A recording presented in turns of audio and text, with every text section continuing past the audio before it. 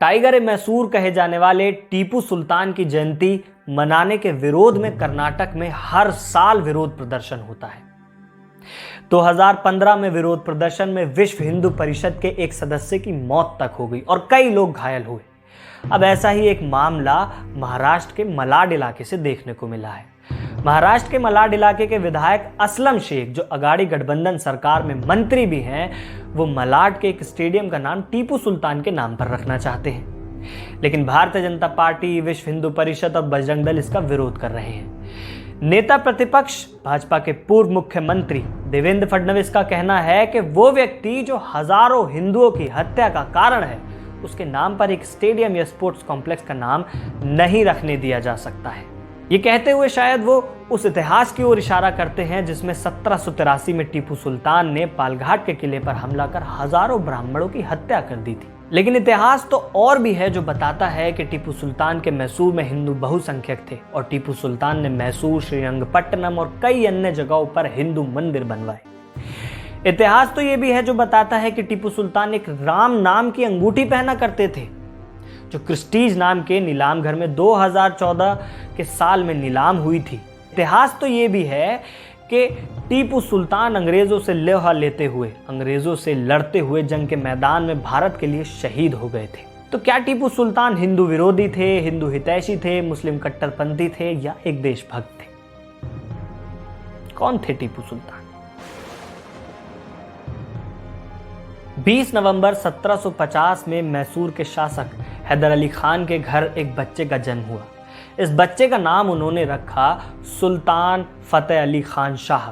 बाद में इसी बच्चे का नाम पड़ा टीपू सुल्तान। हैदर अली खान की मृत्यु के बाद टीपू सुल्तान ने गद्दी संभाली और टीपू सुल्तान को बेहद चालाक और बहादुर शासक कहा जाता है।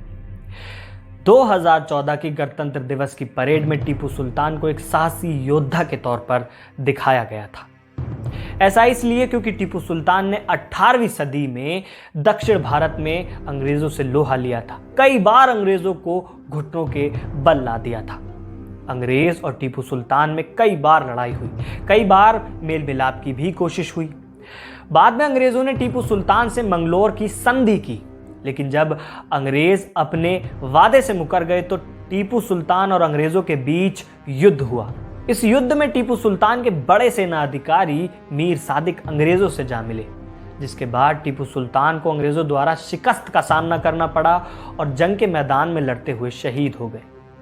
जब उनके सिपहसालार ने उनको वहां से जाने के लिए कहा, अंग्रेजों को खुद को सौंपने के लिए कहा, तो टीपू सुल्तान ने इस बात को ठुकरा दिया और लड़ते हुए शहीद हो गए। और शहीद होते वक्त एक गोली उनके कान से दाहिने गाल में जा लगी। टीपू सुल्तान को कुछ लोग बहादुर देशभक्त बताते हैं, तो वहीं कुछ लोग उनको सांप्रदायिक शासक बताते हैं।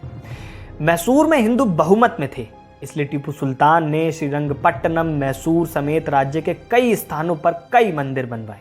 इतिहासकार टीसी गौड़ा ने अपने इंटरव्यू में कहा है कि टीपू ने श्रृंगेरी, मेलकोटे, नाजनगुंड, श्रीरंगपट्टनम, कोलूर जैसे मंदिरों के जवाहरातों को सुरक्षा मुहैया कराई थी। 1759 में आदि शंकराचार्य के बनाए तिरुपति मंदिर पर मराठों ने हमला कर दिया था, तो हिंदुओं की धार्मिक भावनाओं को देखते हुए टीपू सुल्तान ने इसका निर्माण कराया था। वो श्रृंगेरी मठ का उदाहरण देते हैं, जिसके स्वामी जी को पेशवा रघुनाथ राव पटवर्धन के नेतृत्व वाले हमले से खुद को बचाने के लिए करकला भागना पड़ा था। प्रोफेसर नरसिम्हा कहते हैं कि पेशवा सेना ने मंदिर पर धावा बोल दिया था और सभी जेवरात छीन लिए थे और वहां के देवता को भी अपमानित किया था। पेशवा ने जो भी लूट मचाई, टीपू सुल्तान ने मंदिर को वो सभी चीजें वापस लौटाई।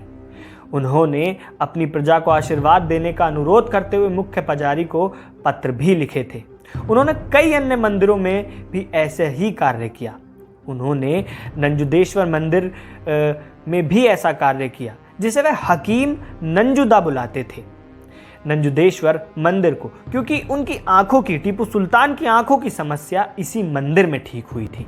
टीपू सुल्तान पर लिखी गई किताब में चिंदानंद मूर्ति कहते हैं कि वैसे तो टीपू सुल्तान ने मैसूर में किसी हिंदू पर कोई अत्याचार नहीं किया, लेकिन टीपू सुल्तान ने तटीय इलाके जैसे कि मालबार में हिंदुओं पर अत्याचार भी किए और बहुत अत्याचार किए।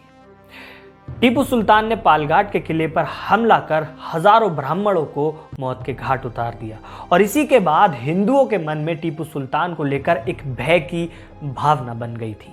प्रोफेसर नायर कहती हैं कि टीपू सुल्तान की सेना में 6 यूनिट थी, जिसमें 2 मराठा और 2 राजपूत थी और अन्य मुसलमान यूनिट थी। लेकिन टीपू सुल्तान ने कभी भी किसी यूनिट के साथ भेदभाव नहीं किया। वो सबको उचित वेतन दिया करते थे और बिना भेदभाव सबको एक तरीके से रखा करते थे।